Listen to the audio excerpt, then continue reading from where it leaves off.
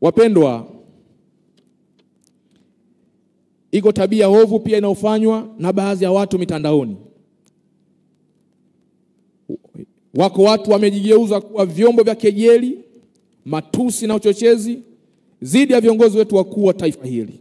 Lakini tunafahamu fika kuwa hawana ajenda yoyote ya kujenga taifa, isipokuwa tu wanafadhiliwa na magenge ya watu wanaotaka kuvuruga utulivu ndani ya nchi yetu. Sasa ninyi kama wasomi na viongozi wa wanafunzi wa vyuo vikuu, ninawaomba kwa kutumia maarifa, kwa kutumia elimu zenu, mjitahidi kutoa elimu inayofaa kwa wanafunzi wenzenu, kuhakikisha kwamba hawawi vibaraka wa watu fulani fulani wanaotaka kuvuruga amani ya taifa letu kwa kutumia mitandao ya kijamii.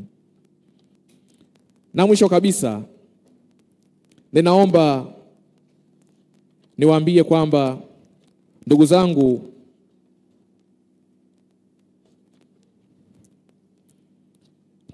hadi sasa tuna kila sababu ya kumshukuru Mwenyezi Mungu hapa tulipofika. Na tuna kila sababu ya kuipongeza na kuishukuru serikali ya Jamhuri ya Muungano wa Tanzania inayoongozwa na Rais wa Jamhuri ya Muungano wa Tanzania Mheshimiwa Daktari Samia Suluhu Hassan kwa namna ambavyo amekuwa hodari wa kulinda amani ya taifa letu kwa kuheshimu misingi ya katiba yetu.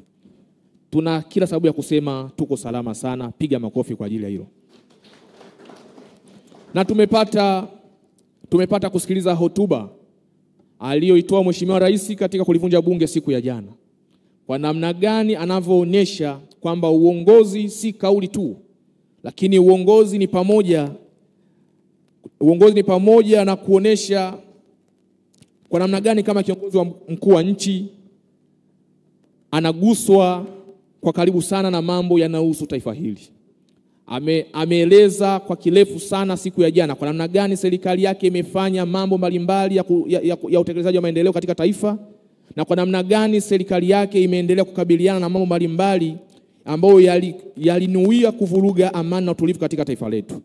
Sisi kama wasomi tunampongeza kwa hotuba nzuri aliyoitoa siku ya jana, ambayo inaonesha utimamu na umakini wa viongozi wetu katika kuliongoza taifa hili la Tanzania.